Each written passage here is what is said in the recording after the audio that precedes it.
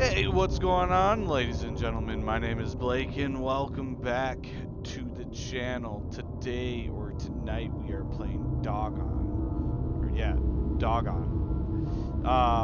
This game is free on Steam, and I thought I would give it a chance, give it a try, see how I like it, and then go from there.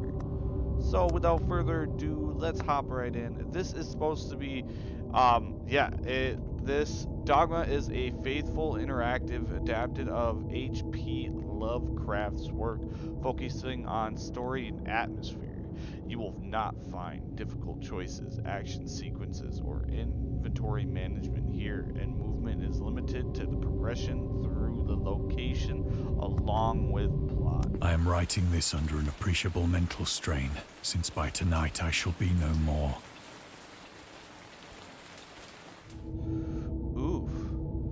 So, during the game, you'll encounter interactive elements. Some of them will allow you to continue your journey. Others reveal interesting facts about the original short story, its historical background, and authors. Some of the trivia is hidden. In order to find these secrets, focus your eye and look for the Elder sign. You can also access all the found facts later. They will be available in the main menu.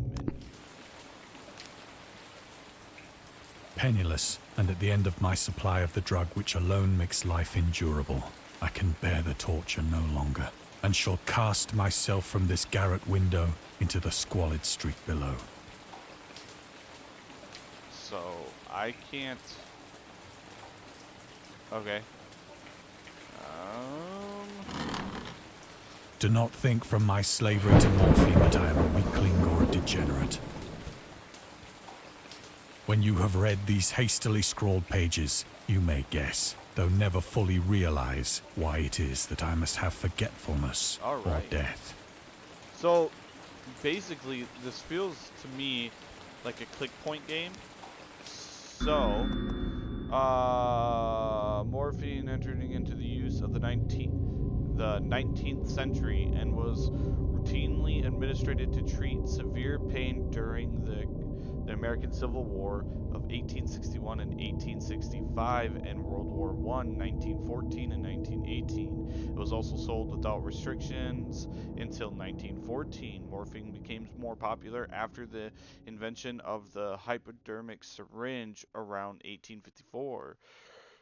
Frederick Strurin, who, sorry if I butchered the hell out of that name, who first isolated the substance, originally named it morphine morphia, after morphines, the Greek god associated with dreams. At the time when Dagon was published, morphine abuse, known as soldier's disease, already posed a big problem in the United States. Wow. I did not know that. Let's face it. I'm learning today. It was in one of the most open and least frequented parts of the broad Pacific that the packet of which I was supercargo fell a victim to the German sea raider.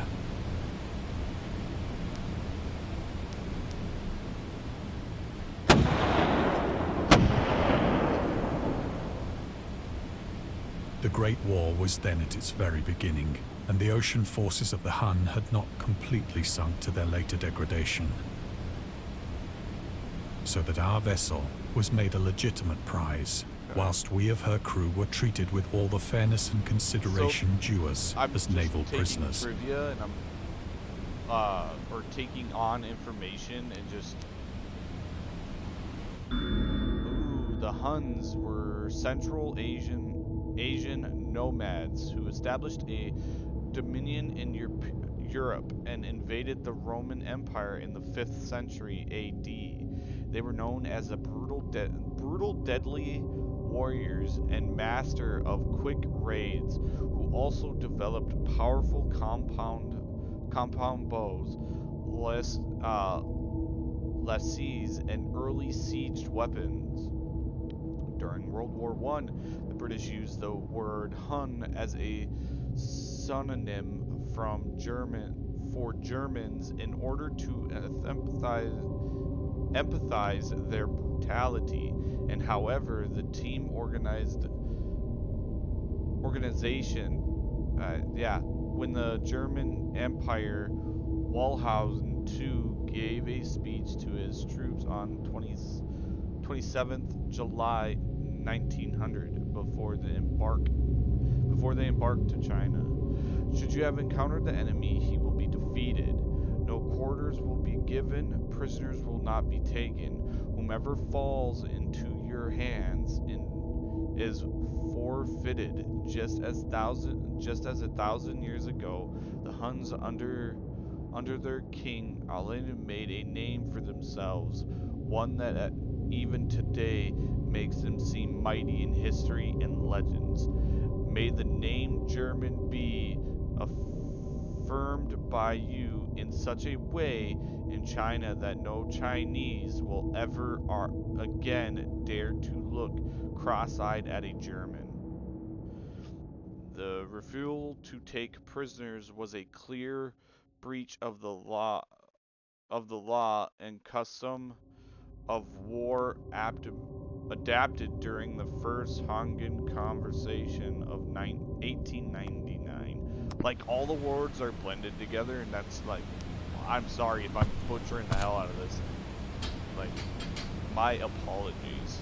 So liberal, indeed, was the discipline of our captors that 5 days after we were taken, I managed to escape alone in a small boat with water and provisions for a good length of time. Look everywhere else. Nothing else for me to... Okay. I thought I was going to be playing something scary. Like... When I finally found myself adrift and free, I had but little idea of my surroundings.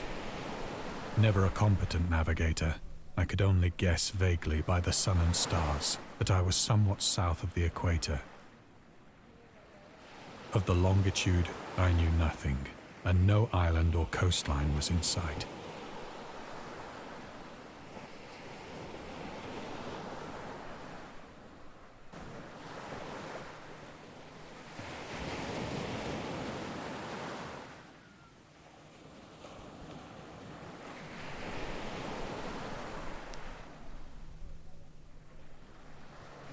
The weather kept fair, and for uncounted days I drifted aimlessly beneath the scorching sun, waiting either for some passing ship or to be cast on the shores of some habitable land. I'm also having a hard time liking it, like extremely getting into it. Due to the fact that... But neither ship nor land appeared, and I began to despair in my solitude upon the heaving vastness of unbroken blue. I was hoping I could walk around and stuff. Explore... The change happened whilst I slept. Its details I shall never know. For my slumber, though troubled and dream-infested, was continuous. Whoa! Hello. When at last I awoke, it was to discover myself half sucked into a slimy expanse of hellish black mire, which extended about me in monotonous undulations as far as I could see, and in which my boat lay grounded some distance away.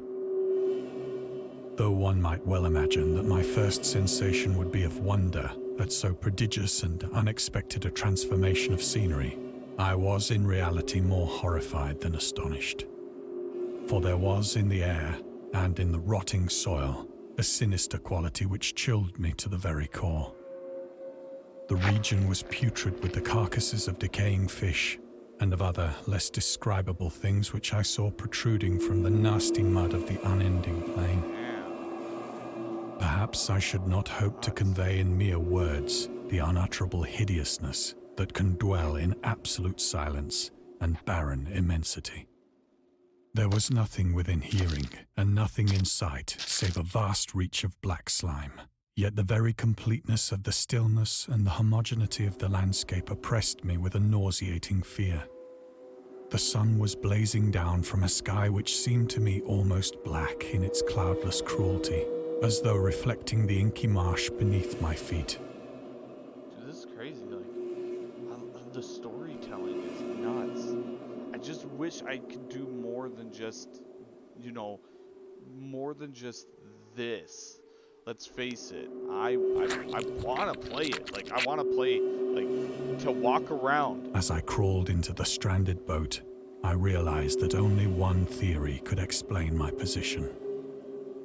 Through some unprecedented volcanic upheaval, a portion of the ocean floor must have been thrown to the surface, exposing regions for which innumerable millions of years had lain hidden under unfathomable watery depths. So great was the extent of the new land which had risen beneath me that I could not detect the faintest noise of the surging ocean, straining my ears as I might.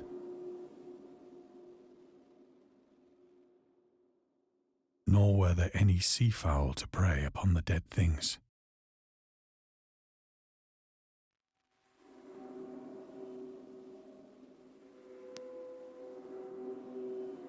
For several hours I sat thinking or brooding in the boat, which lay upon its side and afforded a slight shade as the sun moved across the heavens. As the day progressed, the ground lost some of its stickiness and seemed likely to dry sufficiently for traveling purposes in a short time.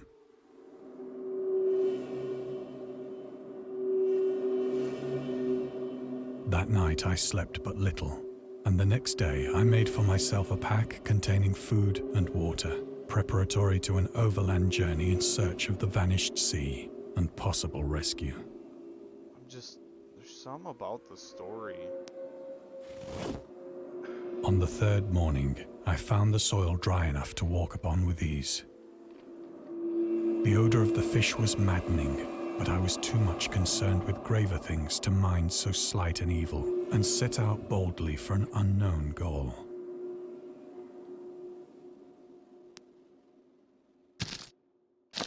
I don't think I saw anything. Maybe All day I forged steadily westward, guided by a faraway hummock which rose higher than any other elevation on the rolling desert. hoping to see something that I can interact with other than this.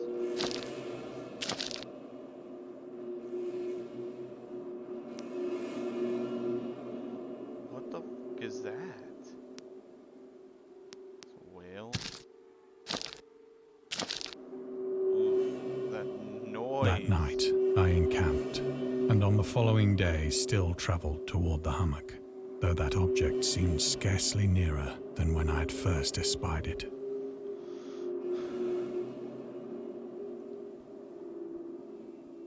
Is there anything I can trivia myself on? This is nuts, man. The story is intense. Like, you can hear it. By the fourth evening, I attained the base of the mound, which turned out to be much higher than it had appeared from a distance. An intervening valley setting it out in sharper relief from the general surface. Too weary to ascend, I slept in the shadow of the hill. I know not why my dreams were so wild that night, but ere the waning and fantastically gibbous moon had risen far above the eastern plain, I can't see anything anyway. I was awake in a cold perspiration, determined to sleep no more. Such visions as I had experienced were too much for me to endure again, and in the glow of the moon I saw how unwise I had been to travel by day. I'm not sure, guys. Without the glare of the parching sun, my journey would have cost me less energy. Indeed, I now felt quite able to perform the ascent which had deterred me at sunset. Picking up my pack, I started for the crest of the eminence.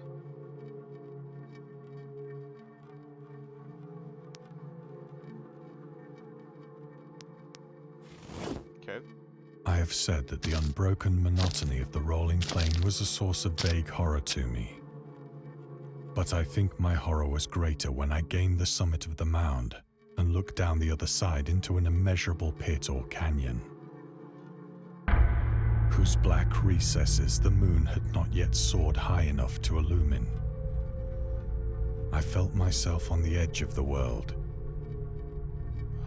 peering over the rim into a fathomless chaos of eternal night.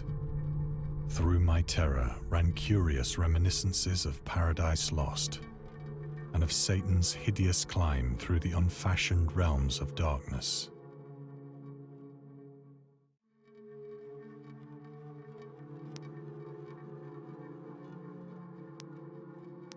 Ledges and outcroppings of rock afforded fairly easy footholds for a descent, whilst after a drop of only a few hundred feet, the declivity became very gradual.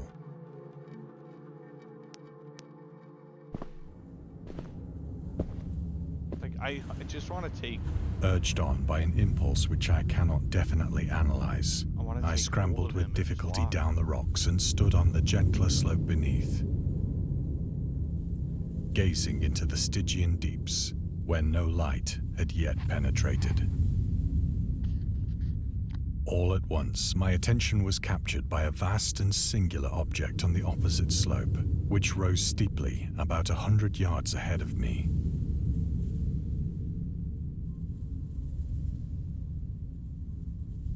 An object that gleamed whitely in the newly bestowed rays of the ascending moon.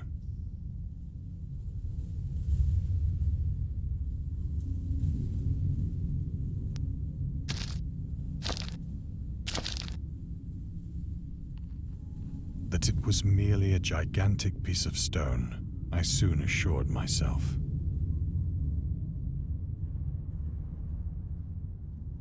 But I was conscious of a distinct impression that its contour and position were not altogether the work of nature. A closer scrutiny filled me with sensations I cannot express. I'm just so captivated by this game. I feel like I'm playing a game, for despite but I also its feel enormous like I'm magnitude listening to a movie. and its position in an abyss which had yawned at the bottom of the sea since the world was young,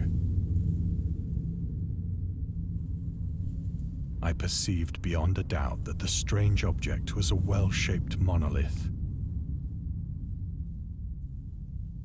whose massive bulk had known the workmanship and perhaps the worship of living and thinking creatures. I literally don't want to talk, because... Dazed and frightened, yet not without a certain thrill of the scientist's or archaeologist's delight, I examined my surroundings more closely.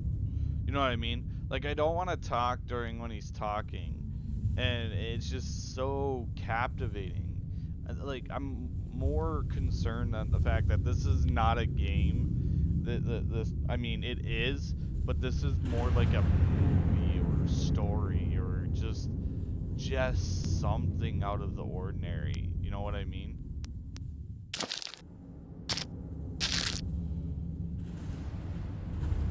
The moon, now near the zenith, shone weirdly and vividly above the towering steeps that hemmed in the chasm, and revealed the fact that a far-flung body of water flowed at the bottom, winding out of sight in both directions and almost lapping my feet as I stood on the slope. Okay. Across the chasm, the wavelets washed the base of the cyclopean monolith, on whose surface I could now trace both inscriptions and crude sculptures. Is there anything other than for me to react, or nothing else? Okay. The writing was in a system of hieroglyphics unknown to me and unlike anything I'd ever seen in books. Consisting for the most part of conventionalized aquatic symbols such as fishes, eels, octopi, crustaceans, mollusks, whales, and the like. Several characters obviously represented marine things which are unknown to the modern world.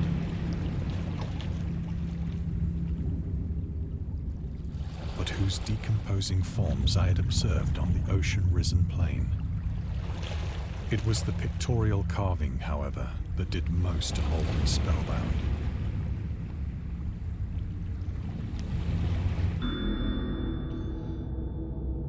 Dagon contains many themes and storytelling methods that Lovecraft developed in his later work, such as telling the story through curving at the mountains of madness, the nameless city, journals and characters' notes, the shadow out of the time, the hunter of the dark, islands emerged from the ocean, the call of Cthulhu, or fictional being and deity based on real events and mythological, or Mygon in the whispers in darkness.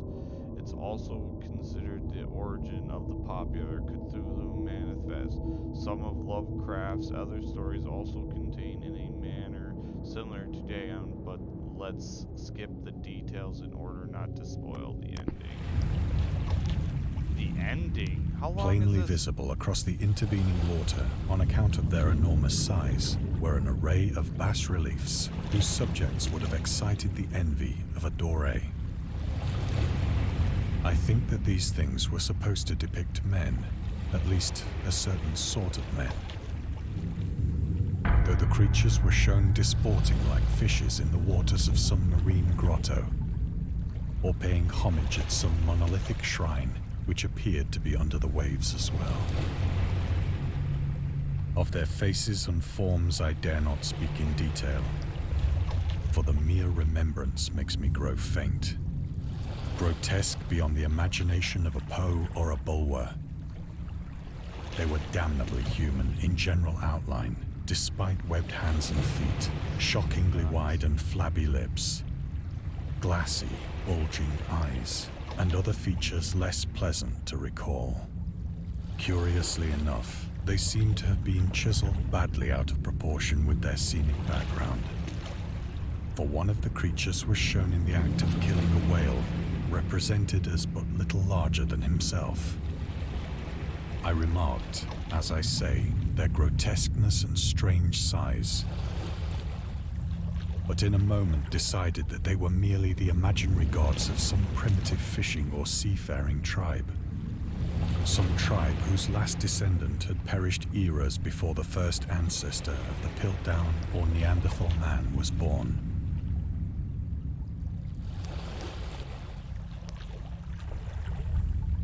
Awestruck at this unexpected glimpse into a past beyond the conception of the most daring anthropologist, I stood musing whilst the moon cast queer reflections on the silent channel before me. Then, suddenly, I saw it.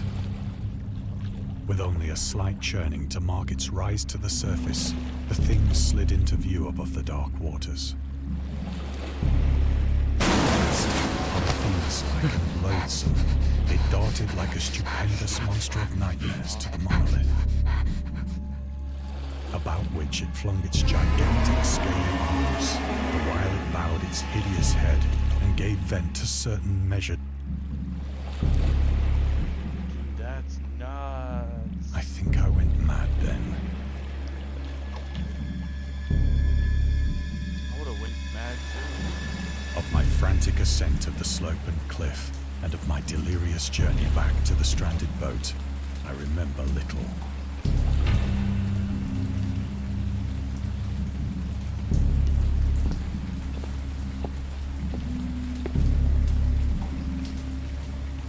I believe I sang a great deal and laughed oddly when I was unable to sing.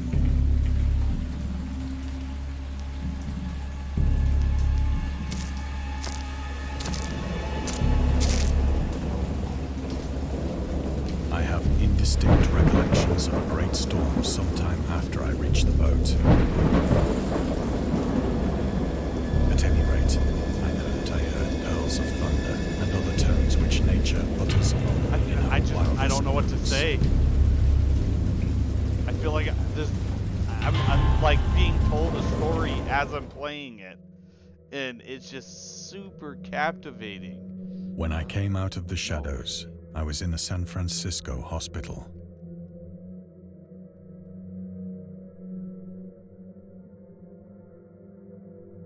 Brought thither by the captain of the American ship which had picked up my boat in mid-ocean. In my delirium, I had said much, but found that my words had been given scant attention. Of any land upheaval in the Pacific, my rescuers knew nothing, nor did I deem it necessary to insist upon a thing.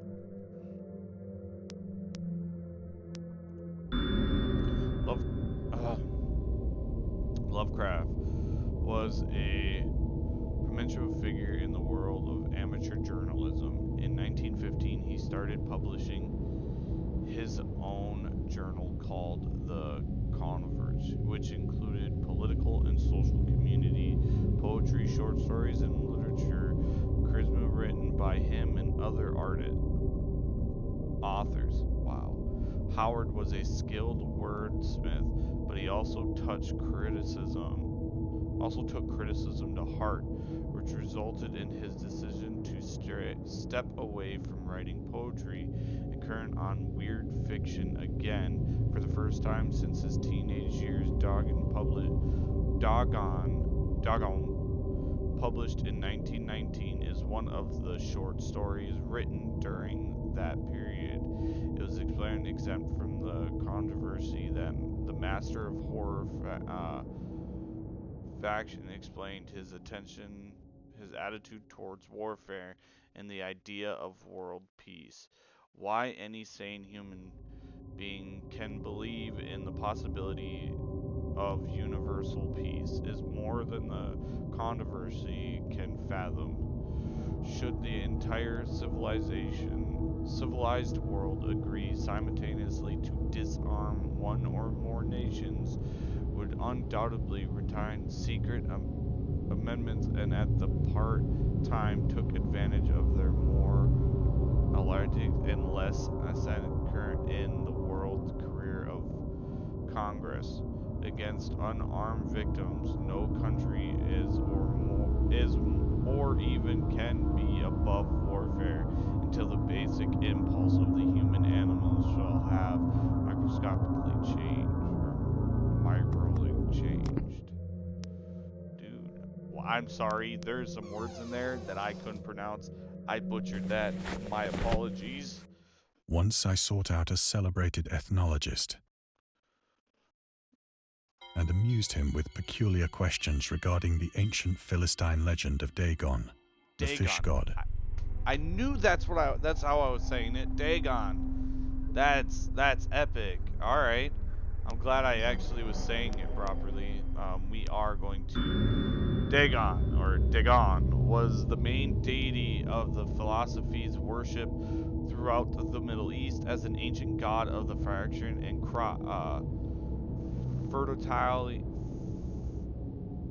fertile and crops. In herb in the world, Dagon was a common nuric for grain. The rules of an Argan Morphetic chose him as the patron saint of their war congress. He also appears as the judge of the dead in an itinerant poem and an underworld prison warden in one of the Babylonian texts. He is often taken for a fish god due to the wrong interpretation of his name as a Hebrew. The word Daga mean fish. In H.P. Lovecraft's work, Dagon is an underwater deity ruling over the deep ones and humanoid race with fish traits that reside in the oceans. He is worshipped by a secret cult called the Escortic Order of Dagon. Wow, that took a mouthful to fucking say. But soon perceiving that he was hopelessly conventional, I did not press my inquiries.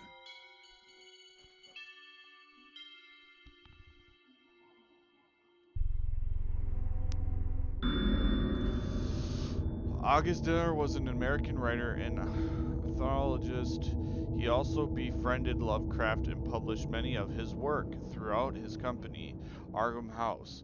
Although his greatly contribution to the popularization of the artist's work, after his death he is surrounded by numerous controversy. One of the most questionable decisions involving introducing the good versus evil doctrine. Dealer was a devout cultist to the Cthulhu mythos, which consist with Lovecraft's vision of the world and his approach to cosmic horror.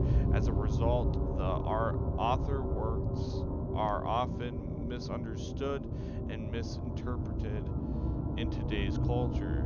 It is also worth nothing that Lovecraft was never really interested in creating a mythologically, and the theme Cthulhu mythos was continued by daily after the artist left the mortal plane. Wow, I'm still having a hard time fucking saying stuff. So why can't I? Okay, so I can go this way. Man,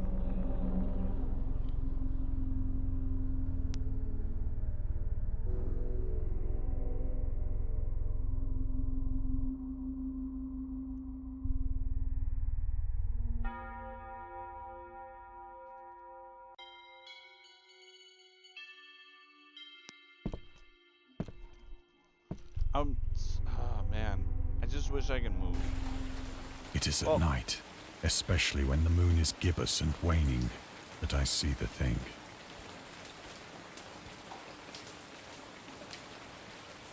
I tried morphine, but the drug has given only transient surcease and has drawn me into its clutches as a hopeless slave. So now I am to end it all, having written a full account for the information or the contemptuous amusement of my fellow men. Lovecraft hated tobacco, even though he used to smoke when he was 12 in order to look and feel like an adult. In his conspirations with friends, Reinhardt and Cooler, he claimed that he quit as soon as he started wearing long pants. He also had a very strong opinion about alcohol, as evidenced by his letters to Zewel Brown, dated 13th February of 1928. As for the matters of drinking, I have never tasted intoxication liquor and never intended to, having a strong asterisk disgust at anything which blunts or concerns the delicate natural aspects of the evolution, human intelligence, and imagination. Drinking extended my personal grandparents didn't drink. Let that her do what they will. I am rather a favor of prohibit the probation of any one antisocial force as well focus as well as of any other. Source that spirit of Reverend Lovecraft's letter to Zool Brown, printed Bishop H.P Lovecraft, Schonbrunn.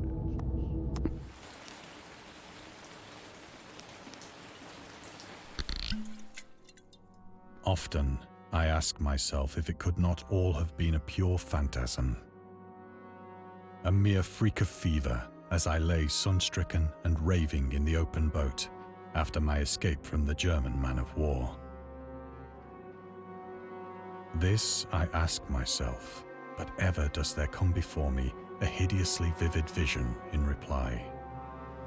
I cannot think of the deep sea without shuddering at the nameless things that may at this very moment be crawling and floundering on its slimy bed, worshipping their ancient stone idols and carving their own detestable likenesses on submarine obelisks of water-soaked granite. Damn, that's crazy.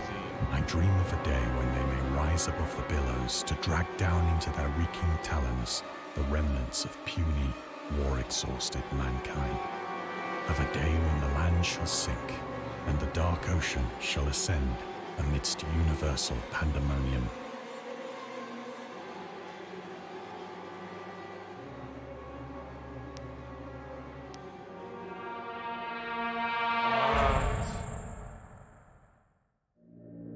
The end is near. I hear a noise at the door, as of some immense slippery body lumbering against it. Oh shit. That's why. Do I gotta go open the door? Do I really? Oh fuck. It shall not find me. Oh, I think it found you, bro. God, that hand!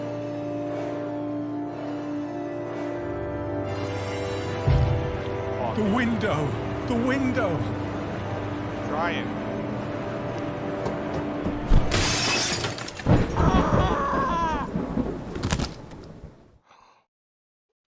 What the dude, that gave me chills. We hope you enjoyed the immersing yourself in our little pool of cosmic horror. We would appreciate it if you took a moment to rate Dagon and check out the other games and DLCs. Let's go. Okay, that, my friends, was Dagon or Dagon. That was an H.P Lovecraft inspired video game. That right there was excellent.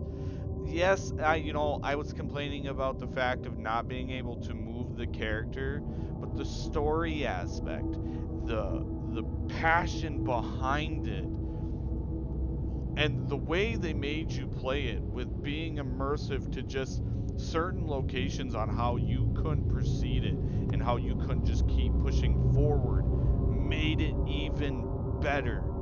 I absolutely love that game. I'm going to check out the other ones. We might do another one on this channel. We are definitely doing another one on this channel.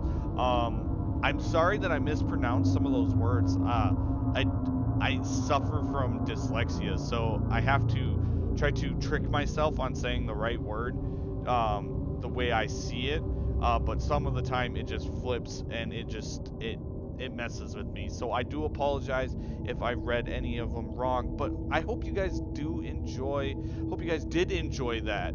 I absolutely love it, and I want to play another one like that. So if you have more like that, or if you have any H.P Lovecraft stuff that you want to see me react to or play, please leave in the comment section below. You can hit me up on Twitter at Blake's Reckoning. You can also email me at reckoningking@hotmail. That is my business email.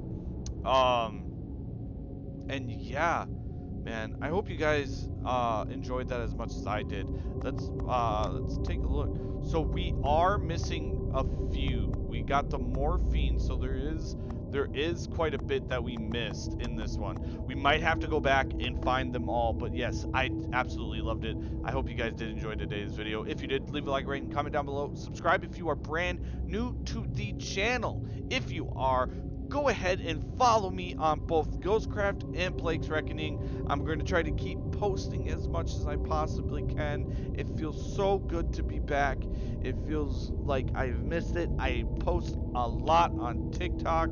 So if you want to follow me on TikTok, BlakeN94, come hang out on TikTok. Come chill with me. Watch all my videos. Watch my son enjoy some dancing and just enjoying life. So like I said, I hope you guys did enjoy, and I will catch you all later in the next one. My name is Blake, and I am out. Peace, guys.